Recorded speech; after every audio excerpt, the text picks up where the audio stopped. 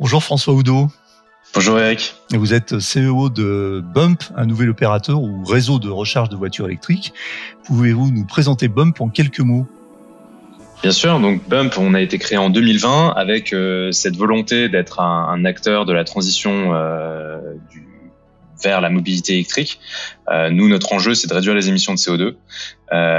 On est aujourd'hui, la mobilité, c'est le premier poste d'émissions de CO2. On doit le réduire de 90% d'ici 2050 si on veut respecter nos engagements de 1,5 degrés de réchauffement climatique. Et pour cela, chez Bump, on déploie des bornes de recharge sans financement, clé en main, sur deux marchés que sont les entreprises et les professionnels. Et l'autre marché, ce sont en partenariat avec les retailers au sens large, les établissements de recevant du public, au sens large, et plus précisément les retailers. Et donc là, c'est de la recharge rapide, principalement. Okay. Et donc, et quand on dit clé en main, c'est-à-dire qu'on s'occupe de tout, du déploiement, des études, du financement, etc., de tout de A à Z. Donc vous avez dans votre offre, vous avez deux cibles. D'une part les professionnels, le B2B, et d'autre part les retailers. Alors, est-ce que vous pouvez m'expliquer un petit peu plus en détail en quoi ça consiste, cette notion de B2B ou professionnel et cette notion de retailer ? Oui, alors complètement. Donc en fait, les B2B et le professionnel, donc en fait, c'est tout le marché segment entreprise au sens large. Donc en fait, pour présenter ce que l'historique de Bump, et ça vaut peut-être le coup qu'on passe un peu là-dessus. Bump à la base, on a été créé en 2020 avec cet objectif de servir Zity, qui est le car sharer à Paris, qui a plus de 600 véhicules sur Paris, véhicules électriques bien évidemment, et qui avait besoin de solutions de recharge rapides, fiables, dans Paris avec un maillage fin. Et donc, on a construit très rapidement 5 stations de recharge rapide dans Paris. Donc aujourd'hui, on doit en être à 7, je crois, pour répondre aux besoins de Zity et fournir des solutions de recharge fiables avec un très haut niveau de qualité-service, parce que ça, c'était le problème numéro 1 que rencontraient les clients professionnels, en tout cas Zity.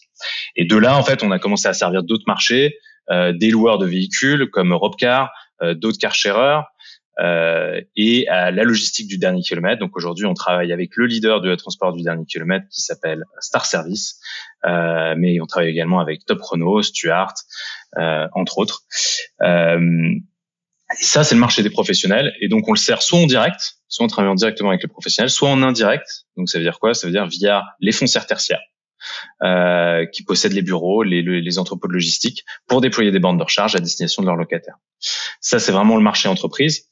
Et donc, on a cette casquette vraiment historique qui est les entreprises qui ont besoin de recharge avec un très haut niveau de qualité de service. Et puis maintenant, c'est des entreprises, on va dire, plus traditionnelles, type employés de bureau, etc. Et de l'autre côté, les retailers, ça va être des chaînes de supermarchés, des centres commerciaux, des parkings publics, au sens large. Et donc on travaille, pour citer quelques noms, on travaille avec Intermarché, on travaille avec Campanile, on travaille avec Kyriad, on travaille voilà les quelques noms que j'ai en tête.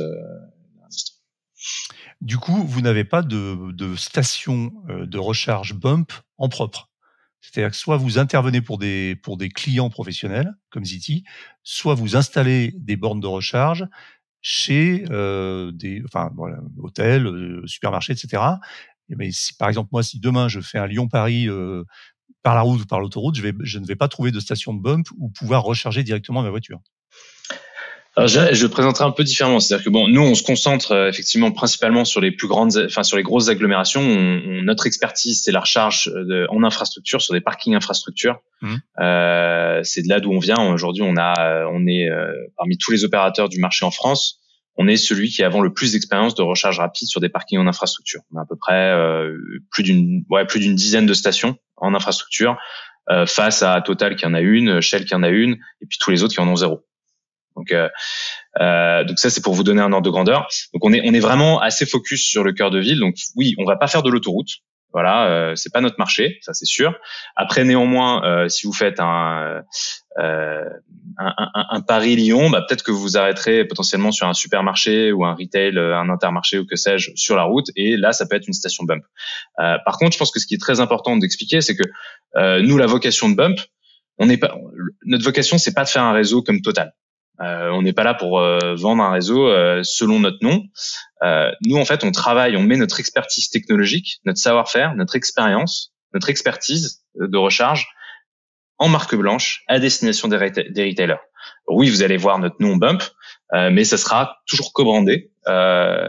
Et voilà comment on fonctionne, voilà comment on raisonne chez Bump.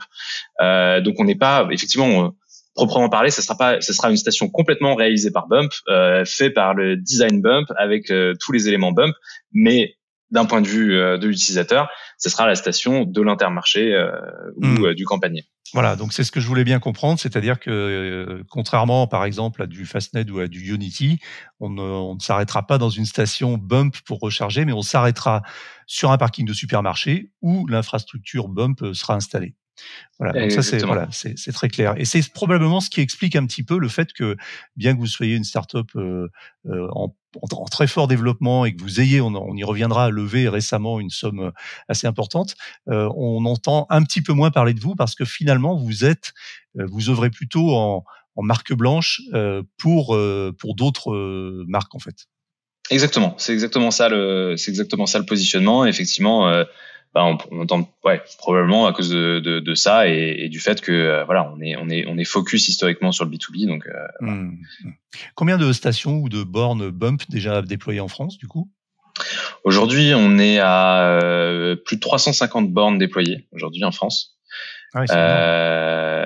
Et on a un carnet de commandes de plus de 2500 bornes aujourd'hui à date. D'accord. Et la puissance moyenne des bornes, c'est quoi? Alors, je saurais pas vous dire la puissance moyenne, mais on déploie entre 22, parfois parfois du 7, mais c'est rare, mais entre 22 et 300 kilowatts. D'accord. Et vous êtes implanté uniquement en France ou vous avez déjà commencé à vous implanter ailleurs, dans d'autres pays? Alors pour le moment, on n'est que en France, et effectivement, l'objectif avec ces 180, ça va être 580 millions d'euros de levée qu'on a fait en septembre là, avec DIF, c'est notamment d'aller à l'étranger. D'accord. Sur les bornes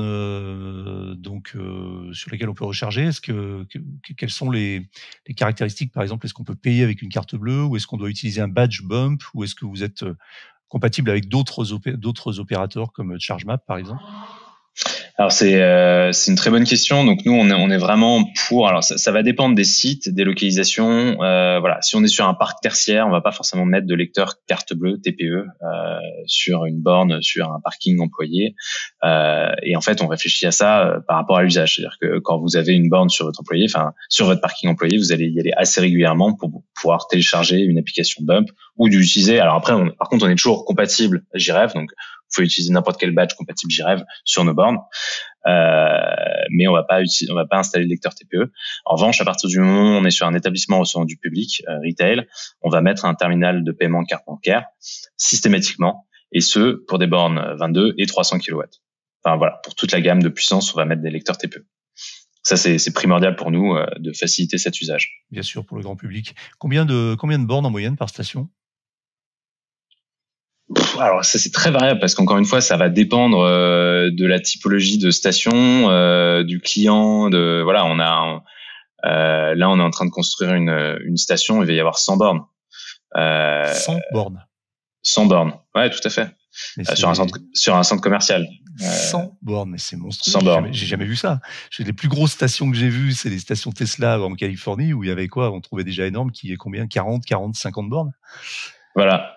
Non, mais voilà, ça dépend vraiment du typologie de site, de l'utilisation. En fait, on réfléchit, enfin, toujours en se disant, qui va se servir de ces bornes, comment ça va fonctionner, quel va être le taux d'utilisation et tout.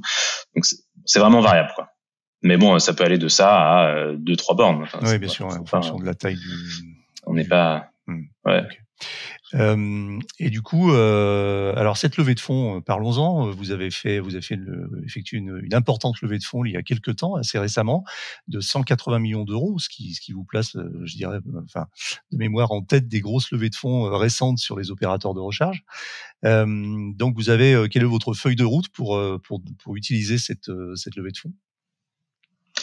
Clairement, nous, notre ambition, c'est toujours de réduire les émissions de CO2. Donc, c'est d'accélérer cette transition en facilitant facilitant la transition vers les véhicules électriques pour les professionnels, les entreprises, mais aussi les particuliers via les retailers.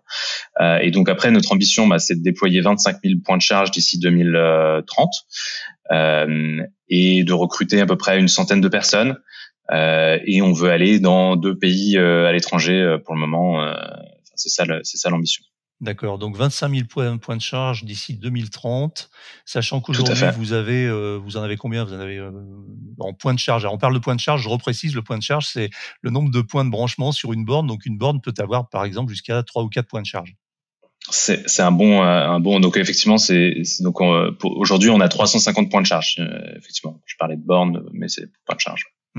D'accord, très bien. Donc vous travaillez avec alors des professionnels, ça c'est important pour vous parce que ça a été vraiment votre axe primaire de développement, c'est d'avoir des clients professionnels, comme vous le disiez tout à l'heure, Zity, etc. Vous développez cette partie-là, vous travaillez par exemple avec d'autres groupes de promotion immobilière, d'autres groupes hôteliers. Vous allez continuer à développer cette partie ou est-ce que vous allez principalement vous développer maintenant sur le plutôt les retailers? Non, on a vraiment notre objectif, c'est de faire 50-50 en part de marché sur ces 2 segments, enfin pour notre chiffre d'affaires en tout cas. Et donc voilà, je résume toujours. Il y a 5 marchés de la recharge pour prendre un peu de hauteur. Il y a le marché de la recharge au domicile, le marché de la recharge en voirie, le marché de la recharge sur autoroute, le marché de la recharge entreprise et le marché de la recharge sur les établissements recevant du public, hôtels, retail, etc., hôpitaux. Nous, on s'adresse vraiment uniquement sur ces 2 derniers-là. On ne fait aucun autre, avec un objectif d'être à peu près, d'être équilibré à 50-50 sur ces 2 marchés-là, avec une position de leader sur ces deux marchés-là.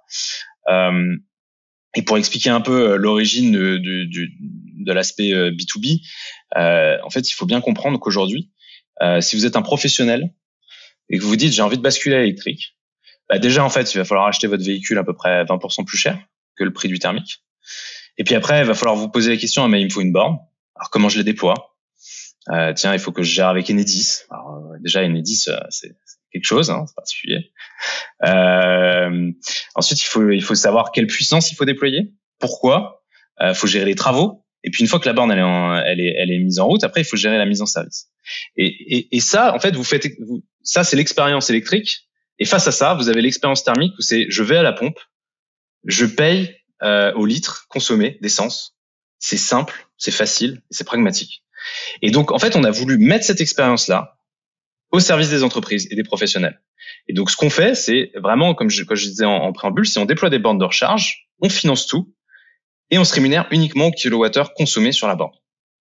Exactement comme si vous alliez à la pompe à essence. Et on prend un engagement de service sur la borne. Ça veut dire que la borne, on va jamais vous dire tiens la borne elle a cassé, il faut la changer. On va jamais vous dire tiens vous avez un employé qui a reculé dans la borne et qui l'a cassé et donc du coup il faut que vous payiez. Tout ça en fait on couvre avec nos assurances et c'est nous qui le prenons en charge et l'entreprise ne paye uniquement au kilowattheure consommé. Et ça, c'est fondamentalement la grande différence. Et c'est un modèle historique qu'on a appliqué pour les employés et qui vient effectivement dans le retail. C'est exactement ce modèle-là qu'on met en place. Par contre, c'est plutôt les visiteurs du retailer qui va payer. Mais c'est exactement le même modèle qu'on réplique pour les entreprises et pour les foncières tertiaires, parce que les foncières tertiaires ont un très gros rôle à jouer dans l'adoption du véhicule électrique. Faut garder en tête quand même que ça va dépendre un peu des utilisateurs, etc. Mais entre 30 et 40% de la recharge va se faire sur le lieu du travail. Donc c'est un énorme marché. Du coup, les clients B2B qui mettent à disposition leur foncier pour que vous installiez des bornes, là c'est pareil. Vous, du coup, vous ne payez rien non plus. C'est-à-dire que vous installez les bornes, eux ne payent rien. Eux vous mettent à disposition du foncier et à partir de là, vous faites votre modèle économique. Exactement. C'est exactement ce modèle-là. On va avoir une foncière tertiaire qui a des bureaux. On va dire, écoutez, on équipe l'ensemble de vos parkings avec des bornes de recharge. Ils n'ont rien à payer. Et nous, on se rémunère au kilowattheure auprès des employés, des locataires des bureaux. Alors, une entreprise aujourd'hui a intérêt à passer à l'électrique. Est-ce que c'est compétitif aujourd'hui pour un directeur administratif et financier d'une entreprise de dire ça y est, on bascule notre flotte à l'électrique, ou est-ce que c'est encore un petit peu aléatoire? C'est un vaste sujet. C'est un vaste sujet parce qu'en ce moment, il y a des aides, il y a eu beaucoup de subventions au pétrole. Donc, on travaille avec Top Chrono notamment qui pourra commenter sur le sujet. Donc, il y a beaucoup de subventions sur le pétrole. Donc, c'est dur aujourd'hui d'être compétitif avec l'envolée des prix de l'électricité, d'être compétitif face au pétrole qui, lui, est subventionné. Donc, pour moi, il y a un vrai sujet par rapport à la transition environnementale et écologique en ce moment. Bon, les dernières nouvelles de ce matin montrent que ça va évoluer, ça va changer. Il y aura de moins en moins de subventions et il y aura des subventions aussi pour l'électrique. Donc moins de subventions pour le pétrole, plus de subventions pour l'électrique. Donc ça va dans le bon sens. Donc un petit peu ça va exactement, ça va complètement équilibrer le marché. Après néanmoins, il y a deux choses à garder en tête sur la rentabilité. Donc premièrement, effectivement, en fait, il faut bien comprendre quels sont les usages que vous allez faire, parce qu'en fait, plus vous rechargez lentement, moins c'est cher. Donc, la réflexion qu'on a systématiquement avec les flottes professionnelles et les entreprises, c'est de réfléchir à bien comprendre des process opérationnels de l'entreprise avant de faire une préconisation d'une puissance de recharge. Donc, il faut être bien accompagné. Et puis après, il y a encore un sujet sur la recharge publique, c'est-à-dire qu'aujourd'hui, il y a quand même beaucoup de professionnels qui ne peuvent pas retourner à leur bureau pour se recharger la nuit, par exemple, et qui ont besoin d'utiliser la recharge publique. Et aujourd'hui, quand on regarde les tarifs que peuvent pratiquer Bélib, c'est difficile d'être moins cher que le pétrole, hein, quand vous regardez les tarifs Bélib, parce que c'est par tranche de 15 minutes, dès que la tranche de 15 minutes est dépassée, vous la payez, vous payez le stationnement. Donc aujourd'hui, nous on estime que si l'entreprise se recharge sur son lieu de travail, on arrive à réduire à peu près les coûts d'énergie de 50% par rapport au pétrole. Si elle se recharge en voirie ou sur des lieux publics, le coût de la recharge est supérieur de 25% par rapport au pétrole, à peu près. C'est ça à peu près les ordres de grandeur. Ah oui, donc on y est là. On est vraiment à un coût du kilowattheure qui est supérieur à celui du litre qui est comparativement supérieur, enfin le coût au kilomètre en tout cas. Et donc ça. Le seuil, pour information, le seuil il est à peu près à 70 centimes d'euros le kilowattheure, 70-80. Si vous payez plus de 70 centimes ou 80 centimes d'euros votre kilowattheure, vous êtes plus cher que le pétrole. Alors, il reste après pour les entreprises d'autres avantages fiscaux, notamment pas de taxes sur les véhicules sociétés, etc. Donc, ça reste encore avantageux ou pas? Il y a d'autres avantages. Il y a aussi d'autres avantages un peu cachés qu'on n'aurait pas identifiés, mais comme l'accidentologie. Encore une ça c'est un sujet qui est très intéressant, mais les premiers retours de nos clients transporteurs du dernier kilomètre, c'est que pourtant la logistique, on va dire que les chauffeurs sont pas particulièrement tendres avec les véhicules, et il y a moins d'accidentologie avec les véhicules électriques qu'avec les véhicules thermiques. Qu'est-ce qui explique cela? Vous avez des éléments de c'est pas forcément aujourd'hui malheureusement on n'a pas le temps de creuser ça et c'est pas donc je vais pas vous dire pourquoi ou comment parce que ça serait pour faire des hypothèses sur des choses que je ne maîtrise pas, mais en tout cas le résultat est celui-ci, quoi. Il y a moins d'accidentologie et donc du coup il y a moins de coûts. Donc aujourd'hui, pour répondre à votre question, globalement, je pourrais pas vous répondre précisément avec tous les chiffres en tête, mais globalement, le véhicule est à peu près 20% plus cher. Vous avez moins de maintenance et d'exploitation. En fonction de là où vous rechargez, vous pouvez être à moins 50% moins cher. Et vous avez moins d'accidentologie. Donc aujourd'hui, le bilan, nous, on estime qu'il est positif. Si vous regardez UFC Que Choisir, ils ont fait une très belle étude qui démontre que le véhicule électrique, il est moins cher à l'usage. Et donc au bout de, je crois que de mémoire, c'est au bout de 3 ans, le véhicule électrique est moins cher que le véhicule thermique. Donc il y a quand même beaucoup d'éléments qui montrent que les véhicules sont moins chers. Mais après, ce qui est sûr, c'est que ça dépend un peu du cas par cas. Je vais prendre un exemple tout bête, mais si vous avez besoin de vous recharger en 10 minutes et qu'il vous faut une borne de recharge ultra rapide sur votre site et que vous faites une recharge par jour sur cette borne de recharge ultra rapide, vous allez être beaucoup plus cher que le pétrole. Ça va être tout. Donc c'est pas simple à répondre comme question. Mais pour les transporteurs du dernier kilomètre, c'est moins cher aujourd'hui. Concernant vos clients, toujours professionnels, j'ai une hypothèse un peu farfelue, mais je voulais vous la soumettre pour savoir un petit peu ce que vous en pensez. Imaginez, là, aujourd'hui, vous travaillez avec des entreprises comme vous le disiez tout à l'heure, Zity, etc. Vous savez, vous connaissez leurs besoins, c'est clairement identifié, vous avez développer un réseau bien maillé en fonction de leurs besoins. Imaginons que demain, vous ayez une assez grosse entreprise avec une force commerciale assez importante qui vous dit, voilà, nous, on a des commerciaux qui font 50 000 kilomètres par an et ils font à peu près toujours les mêmes trajets. C'est-à-dire que le commercial sud-est fait tel itinéraire, le commercial sud-ouest, etc., etc.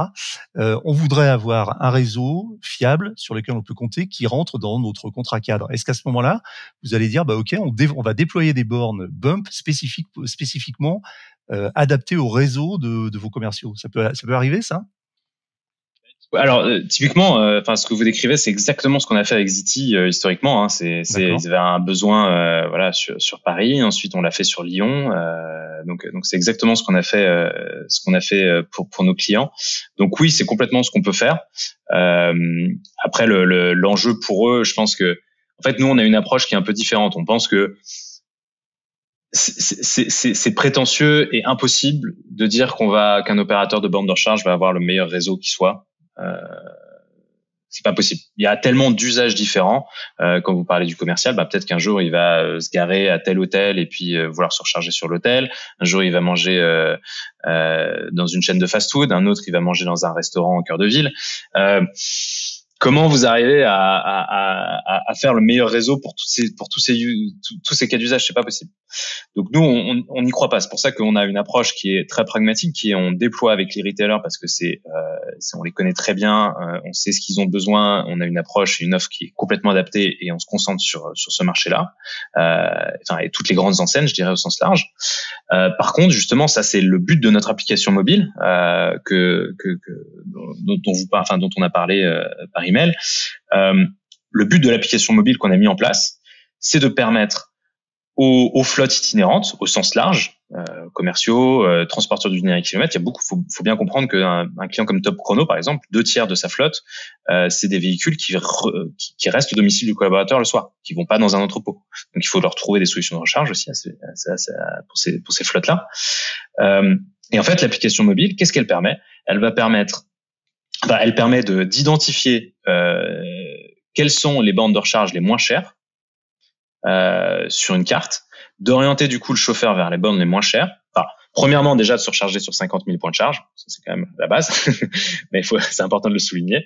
Ensuite, d'orienter l'utilisateur vers les bornes les moins chères.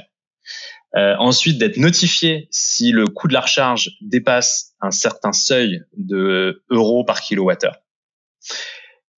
Et ensuite, pour le gestionnaire de flotte, alors ça c'est plus des outils pour le gestionnaire de flotte, mais il peut visualiser l'ensemble de la consommation de ses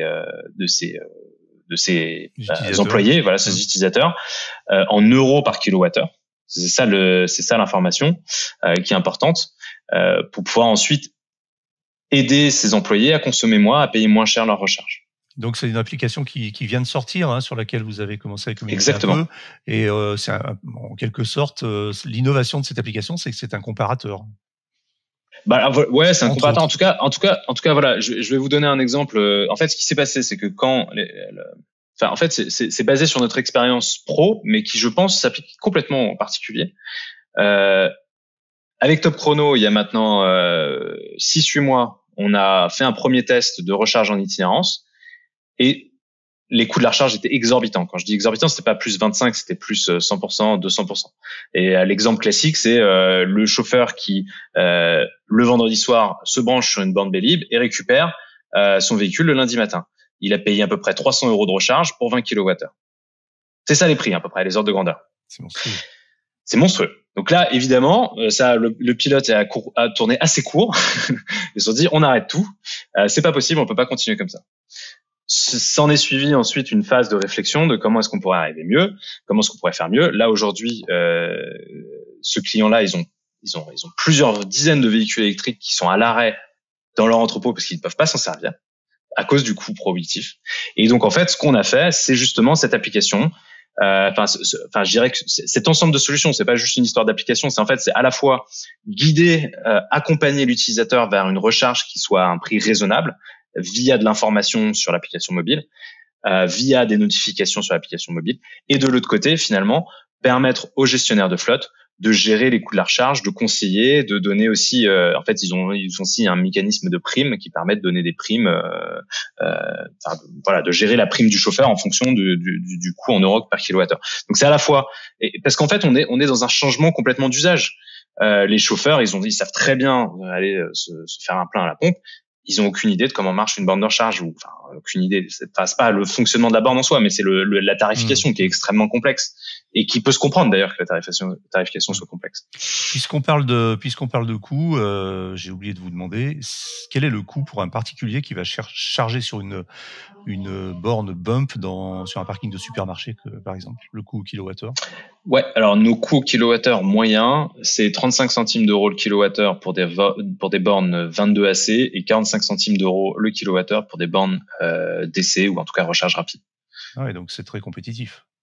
Exactement. Nous, notre objectif, c'est de rendre ça à peu près 20% moins cher que le pétrole pour la recharge rapide. Et vous arrivez à gagner de l'argent avec ça, parce que vu l'augmentation du coût du coût de l'énergie, du coût primaire de l'énergie, c'est pas compliqué en ce moment de maintenir cet équilibre. Alors, écoutez, nous, on a négocié nos tarifs avant l'été, donc on a eu le nez creux, on a négocié au bon moment, donc on a des tarifs qui sont négociés jusqu'à fin 2025, qui sont très compétitifs, en tout cas qui très compétitifs, je sais rien, mais qui sont raisonnables, on va dire, qui nous permet d'être rentable. Pour moi, l'enjeu de la rentabilité, c'est pas tant le sujet pour nous en tant qu'opérateurs. Évidemment que le sujet de la rentabilité, c'est important, mais c'est en fait pour moi l'enjeu principal et sur lequel il faut qu'on réfléchisse en tant que groupement, pour l'ensemble des opérateurs de marché, en tant que chaque acteur de la chaîne de valeur de la recharge, c'est quelle est la rémunération qu'on donne aux propriétaires fonciers. Parce que c'est ça qui drive aujourd'hui le prix. Je veux dire, le prix aujourd'hui, vous allez dans une station-service, vous allez chez un Leclerc, le carburant, ils font entre 0 et 0,5% de marge. Aujourd'hui, les opérateurs, quand on nous demande de faire, pour acquérir un site, que ce soit sur autoroute ou en voirie ou sur un établissement receveur du public, on nous demande de faire 10 ou 15% de marge. Il y a un problème. On ne facilite pas la transition énergétique. Donc voilà. Donc pour moi, voilà. En tout cas, c'est ça pour moi en tant que chaîne de valeur et en tant que groupement d'opérateurs. C'est pour moi la vraie question qu'il faut qu'on se pose, c'est ça. C'est comment est-ce qu'on arrive à avoir des prix moins chers pour l'usager, pour rendre cette transition, pour permettre cette transition, avoir des bons prix et de pas. En fait, le problème, c'est que dans cette chaîne de valeur aujourd'hui et dans cette transition, tout le monde essaie de maximiser leurs profits et regarde leur bout de la lorgnette. Et je pense que c'est le principal défaut du marché à l'heure actuelle. François Oudot, j'ai une dernière question pour vous, qui est la question que je pose à tous mes interlocuteurs. C'est: est-ce que vous roulez vous-même en voiture électrique ?